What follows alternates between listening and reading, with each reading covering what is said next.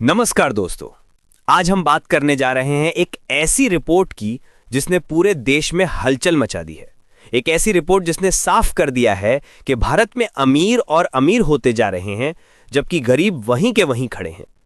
दक्षिण अफ्रीका की G20 अध्यक्षता में जारी हुई इस नई ग्लोबल रिपोर्ट के मुताबिक भारत के शीर्ष 1% अमीर लोगों की संपत्ति साल 2000 से 2023 के बीच 62% तक बढ़ी है। जी हां, सिर्फ 1% अमीर वर्ग के पास अब देश की सबसे बड़ी दौलत है। इस रिपोर्ट का नेतृत्व किया है नोबेल पुरस्कार विजेता जोसेफ स्टिग्लिट्ज ने।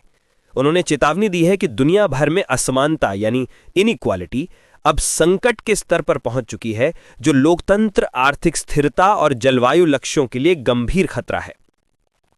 इस रिपोर्ट में शामिल विशेषज्ञों की G20 समिति के मुताबिक 2000 से 2024 के बीच दुनिया की नई बनी संपत्ति में से 41% सिर्फ टॉप 1% अमीर लोगों के पास चली गई। वहीं दुनिया की आधी गरीब आबादी को इस दौलत में सिर्फ 1% हिस्सा मिला। यानी साफ है, अमीरों के हाथ में पैसा और ताकत दोनों सिमटते जा रहे हैं। रिपोर्ट में कहा गया कि दुनिया भर की कुल संपत्ति का लगभग 74% हिस्सा अब अमीर वर्ग के पास है। भारत और चीन जैसे देशों में प्रति व्यक्ति आय बढ़ी जरूर है, लेकिन अमीरी गरीबी की खाई कम होने के बजाय और गहरी होती जा रही है। भारत और चीन में संपत्ति बढ़ी पर असमानता बरकरार। भारत में जहां टॉप 1% लोगों की संपत्ति में 62% की बढ़ोतरी हुई, वहीं चीन में यह 54% रही है। रिपोर्ट साफ कहती है कि अत्यधिक असमानता कोई प्राकृतिक स्थिति नहीं, बल्कि एक राजनीतिक चुनाव है। अगर सरकारें चाहें तो सही नीतियों और वैश्विक सहयोग के जरिए इस खाई को पाटा जा सकता है। रिपोर्ट में यह भी प्रस्ताव दिया गया है कि जलवायु परिवर्तन पर IPCC की तर्ज पर एक नई अंतर्राष्ट्रीय असमानता समिति बनाई जाए, जो सरकारों को असमानता और उसके कारणों पर सटीक और पारदर्शी आंकड़े उपलब्ध कराए।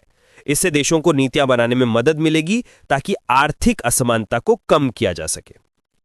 रिपोर्ट का सबसे चिंताजनक हिस्सा यह है कि 2020 के बाद से वैश्विक गरीबी घटनी बंद हो गई है, बल्कि कुछ देशों में तो गरीबी फिर बढ़ने लगी है।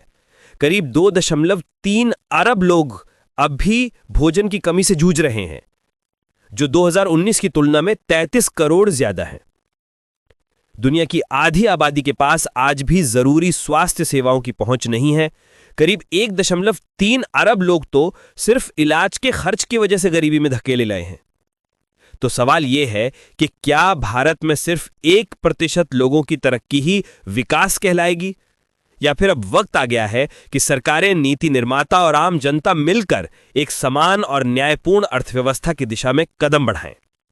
दोस्तों, अगर आप मानते हैं कि असमानता सिर्फ आंकड़ों का खेल नहीं बल्कि हमारे समाज की सच्चाई है, तो इस वीडियो को लाइक करें, शेयर करें और नीचे कमेंट में बताएं आपके हिसाब से भारत में वास्तविक विकास कैसा होना चाहिए।